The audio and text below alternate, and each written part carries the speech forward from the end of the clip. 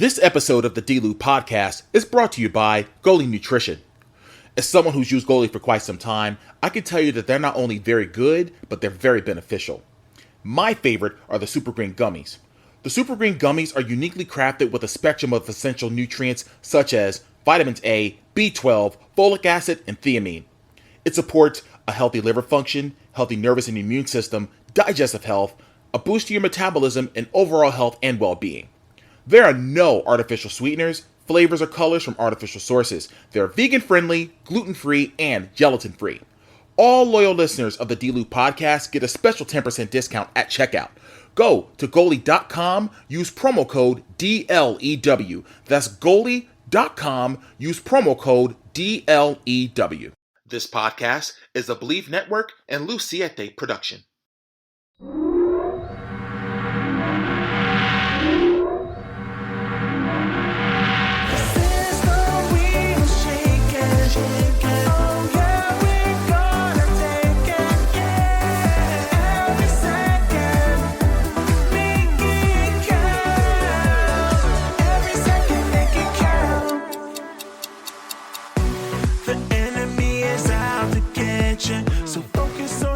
Welcome to another edition of the D-Lew Podcast, brought to you by Believe Network. I'm your host, Derrick T. Lewis, and I am actually doing this episode from sunny California. Well, not so sunny California, but I'm here in Los Angeles for WrestleMania week. I am actually covering the event.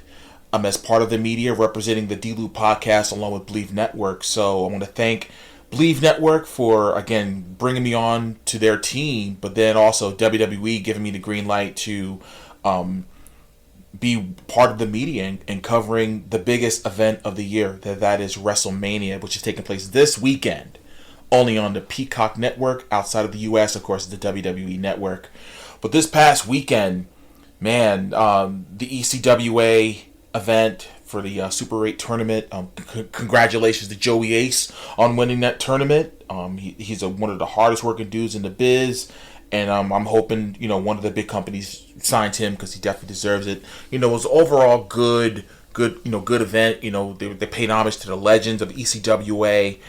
So it was nice to mingle with them, before the show, get to know them, and it was pretty special. I think also to Bob Ortiz, who was their legendary ring announcer. He actually did ring announcing duties on Saturday night while I did some other stuff during the show too. So if you were to look up Premier Network, that's where you can actually see ECWA's events on Premier Network.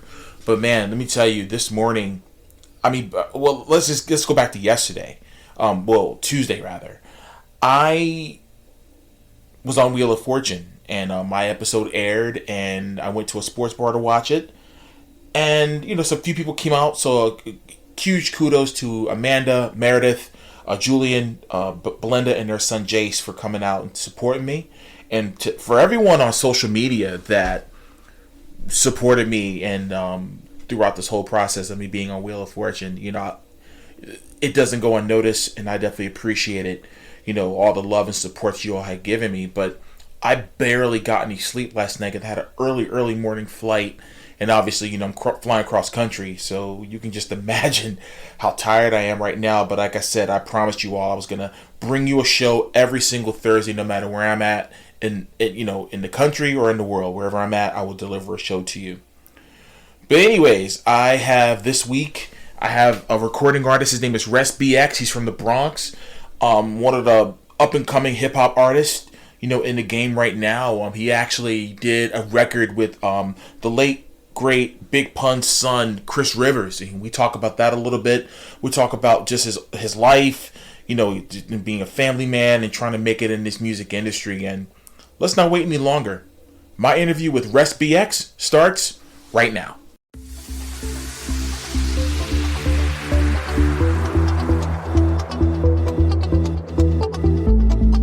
Well, ladies and gentlemen, right now I have straight out of the Bronx, South Bronx, New York, hip-hop recording artist ResBX. Thank you so much for giving us your time here on the D-Lew Podcast. How are you, bro? Yes, man. Thank you, brother. Thank you for having me. Appreciate you having me.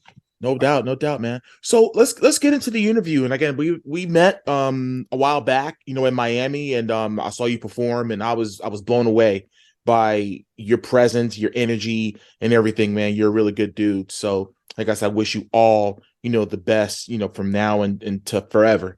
But let's talk about the pandemic for just a second. I know for a lot of creatives, I know it was a really difficult time for some. So I just wanted to get from Rest BX's perspective as far as how did you navigate through the pandemic right off the bat? I'm gonna be honest, man. It was pretty tough for me because I had just spent about almost 2 years wrapping up a project, Mm-hmm. and I had put the project out probably within a month of Corona hitting. Oh, And wow. yeah, so it was kind of because I had a whole press run I wanted to do. I wanted to do South by Southwest and A3C. I had different shows lined up, and so that kind of I was a little. I wouldn't say discouraged. It just let me down a lot because I put so much time into that project, Mm-hmm. and it just sucks that the pandemic hit, and it's like we can't do. Here we are stuck in the house. We can't do nothing. You know what I mean? So I had to really get my online marketing skills on the best way that I could to promote the project. And just life in general, I think with the pandemic, man, it was just, it was an adjustment. We had to, do a lot. I think it just gave us more sense of what to be grateful for and Mm-hmm. appreciate the more little things in life. And that's one of the main things I gained from the pandemic is just, you appreciate just being able to go to the store and, you know what I mean? And just, The simple things. yeah, the simple things. You had people out there going crazy over toilet paper. You know what I mean? It was just, Right.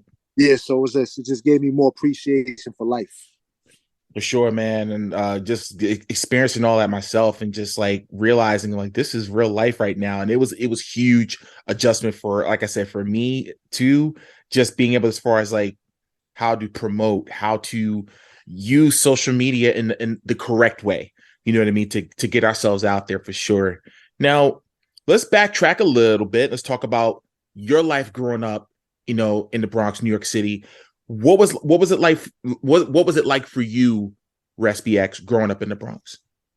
I mean, it was I'm not gonna sit there and say it was peaches. It was tough, man. I had, I grew up. My stepfather, my father was in and out of my life, but my stepfather was there to a sense, and he was actually in a rap group, so I kind of watched him, through the whole cut and demo process, as they used to do Oh yeah. before.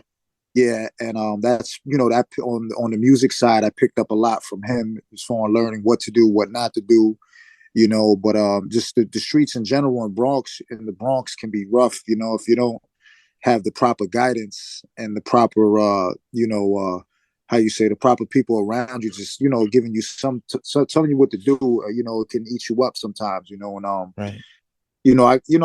I did get incarcerated at a young age. I was incarcerated at 14. And that taught me a lot early in my life. Thank God I haven't been back since then.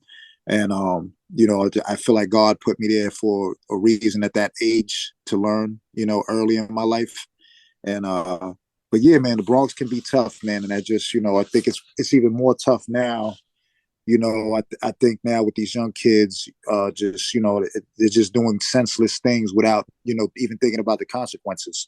And I think we all like that at very young ages. Sometimes we're just acting on impulse. We're not caring what the consequence is. And but as far as the Bronx, man, it can be rough, man. It has its moments, but it made me the man I am today. For sure, man. Now, I know you mentioned that, your stepfather, was into music and everything as far as your first exposure to music, but what was the first artist that was out there mainstream wise that made you really get into music, like when you were really young? Oh, man, believe it or not, man, when I was coming up, believe it or not, I was a big, and it's just good. I was a big Tupac fan, believe it or not. Mm-hmm. And, I used to love Tupac. And, but at the same time, my stepfather, he would be the type, he'll come home with different CDs for me. Like, I remember one of my birthdays, I got a Wu-Tang Forever CD, the double disc when it first Yeah, came out. yeah. Mm-hmm. It was like a gift for me. And that was, of course, Wu-Tang was a big influence. Of course, Big Pun, being from the Bronx, Fat Joe, those guys, Mm-hmm. Terror Squad. Terror Squad, exactly. Because, I think when you see anybody where you from make it out or do good, better themselves in life, regardless whether it's rap or whatever field. I think it just gives you more motivation as to do better with your life, and just sparks more that, hey, I can make it as well. If he did it, I can do it. Exactly. I mean, me from being from Newark, New Jersey, I mean, there was a lot of actors, actresses, and recording artists that was nearby too that was out there. Obviously, Naughty by Nature, there was the next city over in East Orange, so they were big. Queen Latifah was from EO and Irvington things. They were all in the neighborhood. They were all over. So it really gave someone like myself from Newark hope to saying, you know what, man, if they can do it, I can do it too. So I totally get exactly what you're talking about.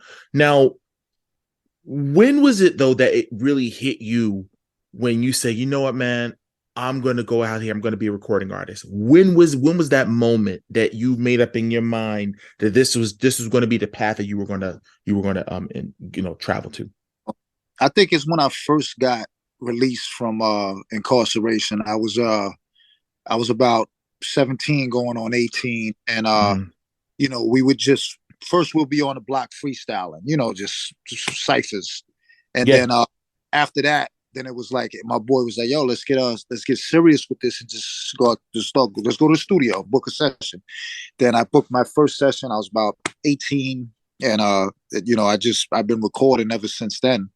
And that's pretty much what sparked it. I mean, I do have, believe it or not, I got a rap when I was like recorded when I was about 5 or 6 that one of my uncles has. So I've been saving that for like a major, Lord willing, I make it. We take this thing to a higher place. I always said I'm going to use that as an intro to like my album. You know what I mean? Like, I think it's cool. I was rapping at like 5 or 6, but yeah, man. I would say about 18 is when I went to my first like official recording studio, and then ever since then I've been hooked. I put a few mixtapes out, a few projects out, but yeah, that was the start of it. Okay, so you talk about the mixtape. So obviously during that time, this was before SoundCloud. This was before a lot of these streaming, outlets were out at the time. So take me through the mixtape process as far as getting it out there. Were you selling it to, like, how it is? I know coming up in Newark, there'll be a lot of mixtapes being sold $5 here or whatever. You'll hop on, whether it's DJ Indy or that they were doing a lot of mixtapes at the time or whatever the case. So how are you getting some of your mixtapes out there to the public? So my first mixtape was hosted by DJ V12. He was a Dipset DJ, actually. Okay. And I got introduced to him from an engineer in the Bronx. So he hosted my first mixtape, which was called Mr. Pyrex. And we put that out on Dat Piff. I don't know if you're familiar with Dat Piff, when Dat Piff was like, it's kind of like a My Mixtapes, but we put it on Dat Piff. And I did both. So that was where it was on. That was as far as the digital, where you can get it digitally, was at Dat Piff. And then I went up and I printed up about, 1,000 or 2 copies. I did like a whole merch deal with the guy at the time. We did, we printed up shirts, sweaters, the copies of the CDs, and then we went out and we just we did it independently, man. We was out the trunk with it. We did great on that project. I got locally I got a lot of recognition from it, and that was the first mixtape. Wow, it's funny. Like when I hear people talk about selling out of the back of your trunk, I think about Master P when he was selling "I'm About It" out of the back of his trunk. You know what I mean? And that was the real hustle back then. When you really, it was that was the real organic outreach to people wanting to really hear your music, because there was no social media where things can go viral. If it's really, really hot. So I think. You're coming up in that era where it was kind of the tail end, of the real grind and hustle of, getting it out to the people rather than sending a link. You had to literally like print up, the CDs and all these different type of things, with t-shirts and, to your point, sweaters and sweatshirts and everything to really get it out there. So I applaud you for taking the leap of faith and believing in yourself, betting on yourself, to really get that out there. So regarding your actual first record that you actually released, let's take me through that in regards to the process of saying, all right, we're about to really, get onto some of these platforms here and there, or whatever. What was that like getting your first record out there? Okay, the first record, believe it or not, the first record, because when I released Mr. Pyrex, we was in the midst, like you said, I feel like we was at a transition where, with the iTunes and I don't even know if Spotify was really hitting yet, but I know Not quite. Yeah, I know iTunes was there. So, but we we actually did the title track from the mixtape, which was called Mr. Pyrex. We shot a video for that. We released that on all platforms. That was actually my first video. And then we followed up with another one called I'm the Next Me, which was kind of an inspirational song, just motivating people to be themselves, it's cool to be the next Jordan, to be the next Ali, to be the next Tupac, Biggie, whoever, you look up to. But, it's cool. It's good to introduce yourself as I'm the next me, I'm Eric Flores. I'm the next Eric Flores. I want to be the next big thing, Right. So that was, so those two singles we put out, and those were both first on the Mr. Pyrex mixtape. And it was a learning process, man, because at the time I'm a guy fresh out. I don't know nothing about recording like that as far as professionally. And we actually released a whole, like I would say the whole mixtape was probably unmixed, unmastered. I didn't know what a mix. Oh, okay. Yeah. So this was like super raw. And then it took, and then a couple of records, and when we had put it out, he's like, "Yo, bro, you didn't get any of this mix?" One of my friends, like, "Yo, man," I'm like, "What is that?" You know what I mean? But right.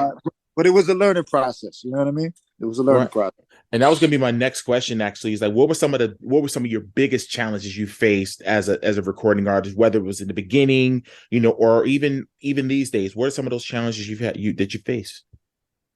I would say the biggest challenge now. Well, I would say I'm gonna go with now. It's just figuring out the income part as far, because we put a lot of money into to record studio, purchasing beats, paying for videos, paying for trips to different states to promote ourselves. It's just balancing how to make a profit with your music and own as much as myself as I can, and that's where the debate with independent, or I would say trying to get signed is. But I'm at the stage now where I'm like just fully convinced where I can do it independently, and I just have to market myself correctly and put myself around the proper promotional teams, and I feel like that can be a benefit for myself right now. And I feel like that's the challenge right now. The challenge is just marketing myself the right way, making sure that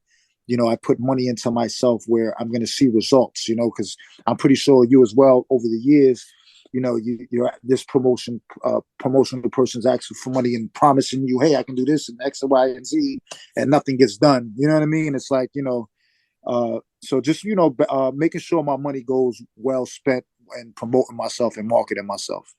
You're right, man. And I think right now, a lot of us independent artists are at that crossroads of like, do I stay independent? Because there's the pros and cons of independent, and then there's also pros and cons of getting signed. You know what I mean? Yeah. And you alluded to it when you said how owning as much as yourself as you possibly can, because there's from a creative perspective, because of course, when you get signed, now you're talking about, well, where does the label want me to go? Where does, you know what I mean? So that's where I think the crossroads are at. And I think a lot of times, a lot of independent artists have to really make that conscious decision on whether or not, well, I could, obviously when you got the machine behind you, of course, there's going to be perks when it comes with that, because they're going to take care of that marketing for you. If especially when you're hot and you might get a billboard in Times Square, a big billboard in Times Square. I'll never forget in 2016 when I was in Times Square, and I think that's when Rihanna's Anti album had came out. And I mean, they got this huge billboard. And I mean, it was the I forgot the material of it, but it was on the side of a building. And I was like, I can't even imagine how much that costs to rent per day. You know what I mean? not the digital ones. I'm talking about the ones you have to hang from the side of a building. Oh, wow. It was, Yeah. I mean, it was incredible. And even then, because I was starting my music career at that point, and I'm just thinking, like, how much is that costing the record label per day to do that? You Yeah, know? I could. Yeah. Yeah, that's So artists like that. That's millions. Yeah, but that's I get millions of, it. we're talking big Yeah, budget. You know what I yeah, mean? And I always say money, marketing, and mouthpiece when it comes to the labels, the 3 M's, you know. yeah. So I'm glad you brought that up and really brought that to light, because it's so true. Now, what have you learned being in the industry that people should know? I, like I said, that goes back. Own yourself. Learn as much as far as owning yourself, copywriting your name, and LLCing. If you're trying to start up a label or a company, make sure you get an LLC for that. Trademarking logos. Just being hands-on more with the business, especially for the younger artists now, because I feel like a lot of the younger artists, sometimes they might luck up with a hit record, or they're sitting on a few hits. Then they got the label waving this $1 million check in front of their face, and it sounds so good at the moment. You're just like, you're going with the flow, and then a year or two down the line, you're screaming about your contract. And I think you have to analyze all this stuff ahead of time, and don't get so blindsided by the money and the lights at first. Because sometimes some of these guys we know, big artists, they don't get their business right till they're 10, sometimes 15 years into the game, and that's when they start to make more money. As if they would have came in owning themselves a little bit more, they wouldn't be complaining. So I would just say, stay conscious of your business, stay conscious of what you sign. And like I said, and I'm gonna keep reiterating, just own as much as yourself as you can, because when you sign those contracts, there's a lot of fine print that you need to know about. This episode of the D-Lew Podcast is brought to you by Goalie Nutrition. As someone who's used Goalie for quite some time, I can tell you that they're not only very good, but they're very beneficial. My favorite are the Super Green Gummies. The Super Green Gummies are uniquely crafted with a spectrum of essential nutrients such as vitamins A, B12, folic acid, and thiamine. It supports a healthy liver function, healthy nervous and immune system, digestive health, a boost to your metabolism, and overall health and well-being. There are no artificial sweeteners, flavors, or colors from artificial sources. They're vegan-friendly, gluten-free, and gelatin-free. All loyal listeners of the D-Lew Podcast get a special 10% discount at checkout. Go to goalie.com, use promo code DLEW. That's goalie.com, use promo code DLEW.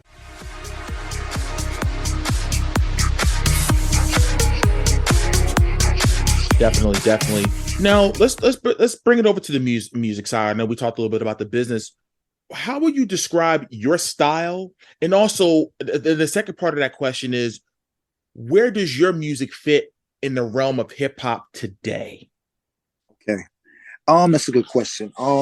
I feel myself, I feel I can be versatile as far as music is concerned, because I do have, I have records that's, I have singing records, I have the hardcore rap records that that's the essence of hip hop, which that's like I'm not gonna lie, it's my comfort zone, because I come from that. I grew up Right. but in today's realm of music, I'm trying to forward this. Yeah, you still with me? Yeah. Okay, I'm sorry about that. Yeah. And today's music, I just feel like I can be versatile. I've done drill records. I've done, like I said, stuff with auto tune and stuff like that. And just, I feel like, you just got to keep reinventing yourself, but stay true to yourself, if that makes sense. Yes. So that's what I try to do when I'm doing my music. I try to just stay true to myself, but don't be afraid to experiment and try new sounds. And I look at the greats that, the Biggies, the Jay-Z's of the world.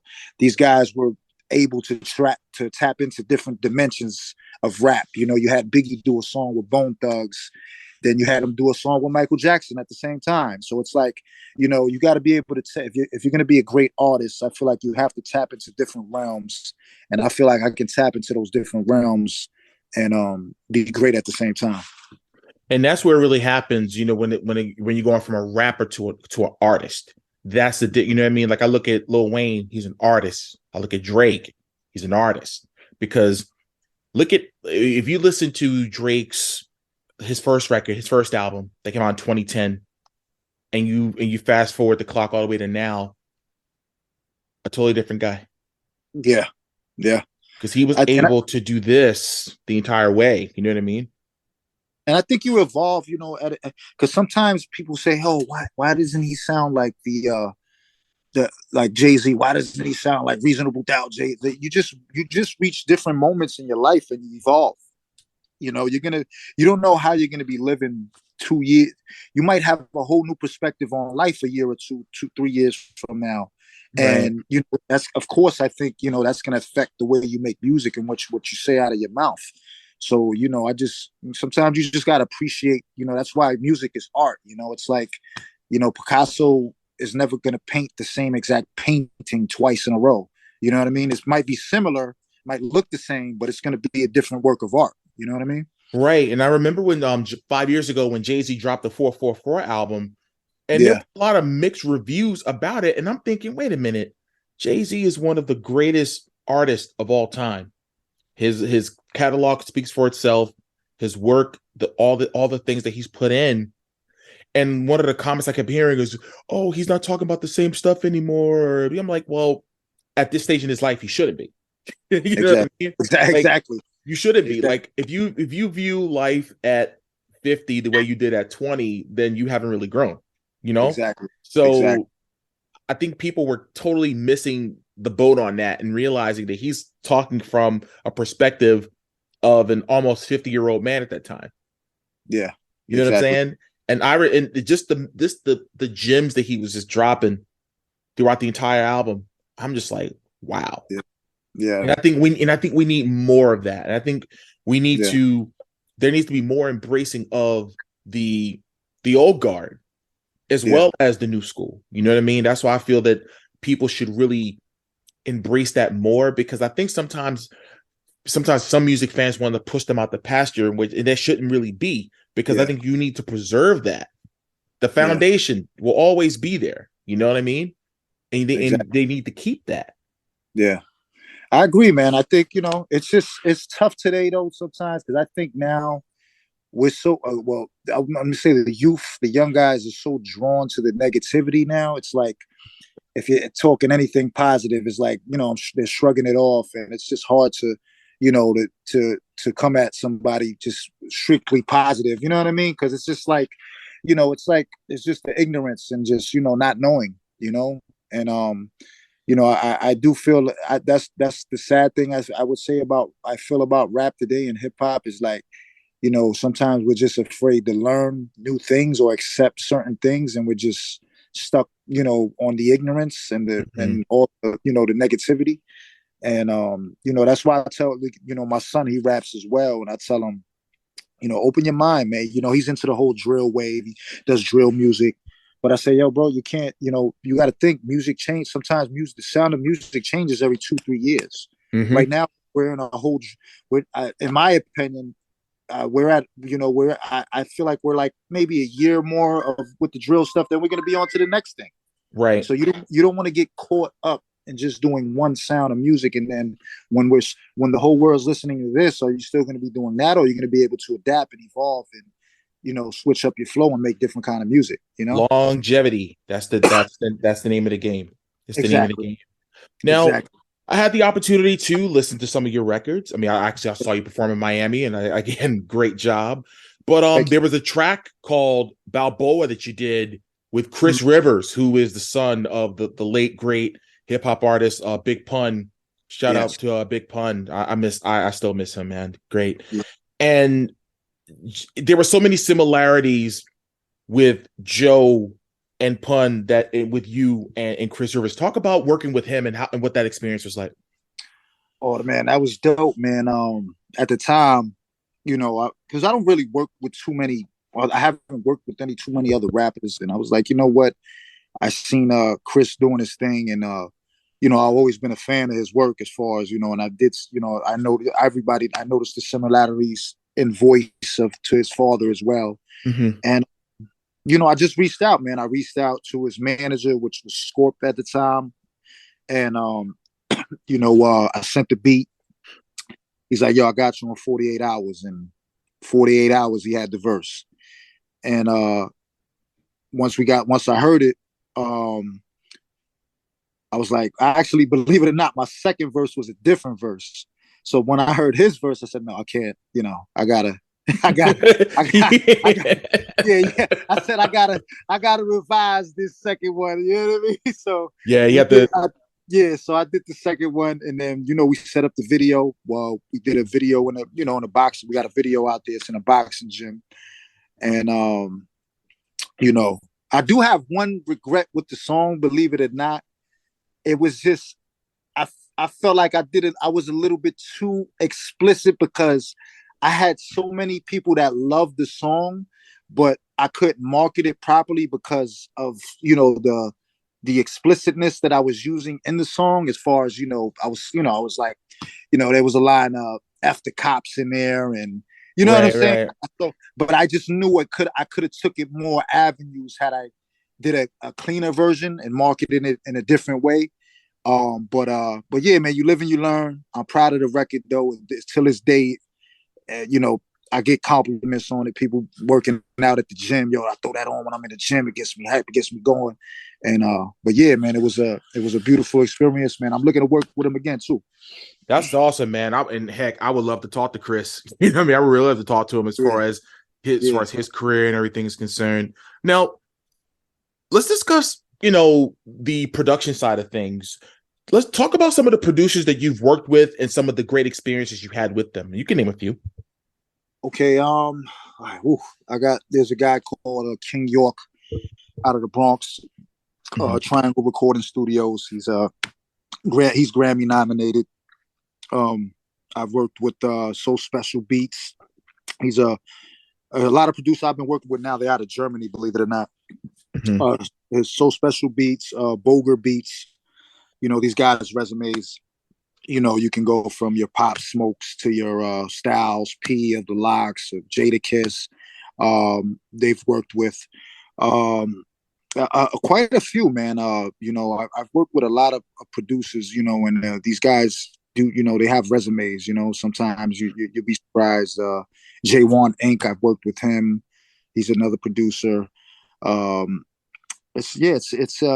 It's quite a few, man. But I would say right now, as far as even my next project, So Special Beats and Boger Beats, they got a bulk of the production on the project. And yeah, man, that's who I'm working with right now. Awesome. And and I'm going to cut you off. The guy who did the King York was the guy who did the Balboa beat. He produced. Okay, got it. That was King York who did that beat as well.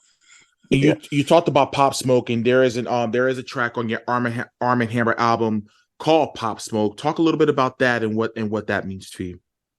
That was inspired. Believe it or not, that was inspired by my son. That's my son on the record rapping with us.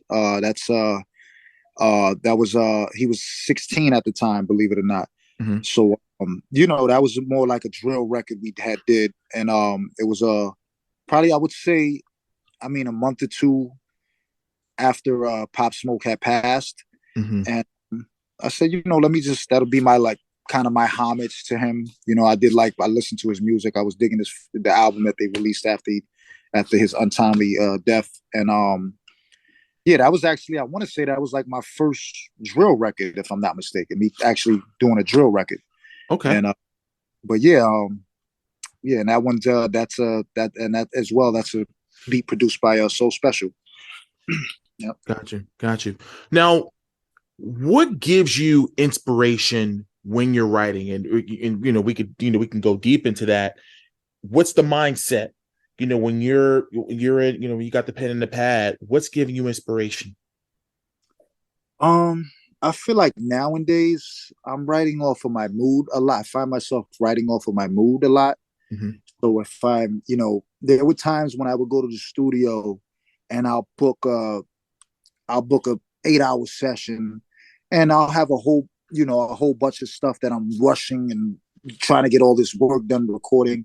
Now it's more of me pacing myself, feeling the music more, because I feel like, the best music, you don't want to rush the music. You know No, what I mean? you're right. So now I find myself taking more time with it. I'm not, you know, don't get me wrong. I can put something together quick, but sometimes I like to take my time with it because I feel like it comes out, it comes out, just I always market myself as timeless. So I'm just trying to put timeless music out there. I don't want to put something that's out that's, good for a week or two and then we're on to the next. I try to put something with longevity where, a lot of times I might have a song that might be a year or two old.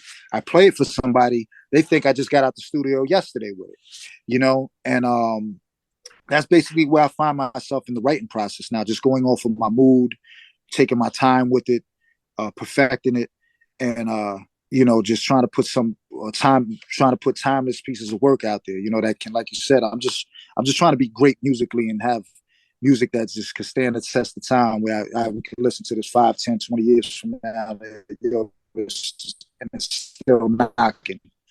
Right. Still got a vibe to, and yeah, that's how I go about my recording now. Right. Now, the art of freestyle. Do you think it's still is it a lost art, or do you still feel that there are some out there that can still do it? Because again, I know a lot of the OGs, and they can you give them a beat and they can go. If you listen to Shade 45, or if you listen to any of the Yeah. hip hop stations, they can go. But do you feel that that's something that's going away? And it's I feel like freestyle and that I would go back even to probably early 2000s, mid 2000s. I feel like that's when we had the emergence of just maybe remembering a hot 16 or remembering a hot 32 and not actually freestyle. But I feel like the greats, you can do at moments when you need it to do, you can do it. You can. But I feel it is, in regards to your question, I think it is a lost art form because if we turn on some of the major platforms as far as freestyling, as far as bars on 995, as far as Hot 97, Funk Flex, and or LA Leakers in LA. Mm-hmm. A lot of these are pre-written raps just memorized. You know what I mean? And unless a guy's actually, some of those rare freestylers where you got a guy rapping about something in the room or like what the interviewer is wearing, a lot of this stuff is just pre-written and it's just memorized. And I don't think there's nothing wrong with that. You know what I mean? Because, I just, I as long as your rhymes are original, they're yours, I don't have a problem with it. You know what I mean? I guess it's just maybe the evolution of freestyling. You know what I mean? If you want to call it that. But in terms of like strictly off the top, I would say we're gearing off that, or we have geared off that. But you do, like you said, you do have your OGs and your rare guys that can just do it, like and those guys are blessed. You know what I mean? Right. Now, what is something that people will be surprised to know about you? Oh, let me see. You know what people are surprised about? I'm just give a shout out to my children. I have 10 beautiful children. So when they say, "Oh, Resh, you got 10 kids," they're like that blows their mind. So they might not know that about me. But yeah, my kids. I have a lot of children. I have 10 kids. That's one of my things that no matter what in the area, if I'm talking music, hey, how many kids you got? Oh shit, you got 10. Oh, excuse my language, sorry. No, but, yeah, that's one of the things that shocks people. Yeah, and how long I've been doing music. Like when I tell people, hey, I got raps out there when I was 5 years old, and I've been doing this for taking it serious for the last 10, 12 years. That blows their mind too as well. Okay. Now, before we get out of here, if you can give the people your social media, website, and all the ways they can get they can keep up with RestBX and see what's going on with you, man. Keep up with your movement. Yeah, check. You can follow me on Instagram at RestBX. That's RESTBX. That's the YouTube. Follow me on YouTube as well. RESTBX. You can get all the latest content videos on there. As far as streaming platforms, as far as Apple, your Spotify, your titles, type in rest, but you spell it with a $sign. So that's RE$T, and everything will pop up if you want to listen to me on Apple Music, Spotify, and all the streaming platforms. And yeah, that's how you can check me out.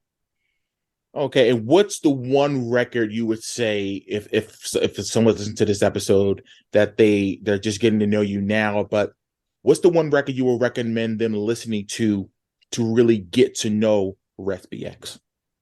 I would say, man, to really get to know me, I would say, hey, let's check out that Balboa, man. Balboa featuring Chris Rivers. That's the essence. If you're just looking to hear me and my roots and what I'm bred from, if you're looking to that hardcore Bronx sound, which I come from, you can and you appreciate lyricism and you appreciate just metaphors and dope rap. You can listen to that, man. And and we have others. We have other tracks as well. Where we are not as super lyrical, but you still get a feel from where I'm at. Check out Outside too, featuring Joker the Bully. That's one of the newest. We did a whole cinematic screenplay on that record. You can check Outside featuring Joker the Bully. That's on all streaming platforms as well. Check out the video on YouTube. I think we're at like 30,000 views, 25 or 30K right now, something like that. I don't know. But yeah, man, you can check out those two records. You can, get a feel for me. We do have records for the ladies as well. You can check out Meditation. I got a record called Meditation. And yeah, man, you can just, go on a YouTube channel, RestBX. And if you're just looking to, get in tune with me and my music, man, check out the videos. I'm pretty sure there's something in there you can vibe to. And, give me a follow, now give me a download. It's much appreciated, Well, Rest, again, it's been an honor and a privilege to have you, come on to this episode of the D-Lew Podcast, taking the time out of your busy schedule. You're a very busy man, but I look forward to seeing your growth as an artist, as a human being, and much success for you in the future, man. Hey, man, D-Lew, I appreciate you, man. Thank you for having me. More success to you and your podcast, and you and your artistry, your career, man. The sky's the limit, brother. Let's continue to build, keep in contact, man. And thank you for having me, man. I'm very appreciative, man. And I just want to see us all win, man. And let's grow, let's win. Let's go, man. Talk to you soon. Thank you, brother. Well, that does it for this week's edition of the D-Lew Podcast. Again, I want to thank RestBX for taking the time out of his schedule to come talk to us about all aspects of his music career. And again, as always, I wish him nothing but the best. In regards to this show, this show doesn't happen without you. So I'm appreciative for those of you that are sticking with me and listening to this show, plugging it wherever you can. I definitely appreciate it for sure. But for those that, and this is a free plug for WWE, I don't care. But again, watch WrestleMania this weekend. Like, seriously, if you don't have the Peacock Network, I definitely encourage you to get the Peacock Network. If they have a trial or whatever, definitely watch WrestleMania this weekend. This is the biggest event of the year, and it's really cool, the fact that, I actually get to be a part of it as a part of the media, you know what I mean? So I get to see, I'll be there, amongst, I don't know, I can imagine probably 90,000 people probably each night. So I'm interested to see how everything's going to pan out with all of these matches, and hopefully my Wheel of Fortune tag team partner Sonya Deville gets the dub this weekend in her Fatal 4-Way tag team match. She's teaming up with Chelsea Green, and I hope she does well. But you can follow me on all of my social media. So that's Twitter, Instagram, TikTok, Snapchat at @TheRealDTLew. Facebook is Derrick T. Lewis official page. You can also go to my store, my merchandise store for hoodies and t-shirts at shop.derricklewis.com. Well, I'm going to get out of here and get back to my WrestleMania week media duties. And again, no matter what you do in life, always remember to make it count. Take care, guys.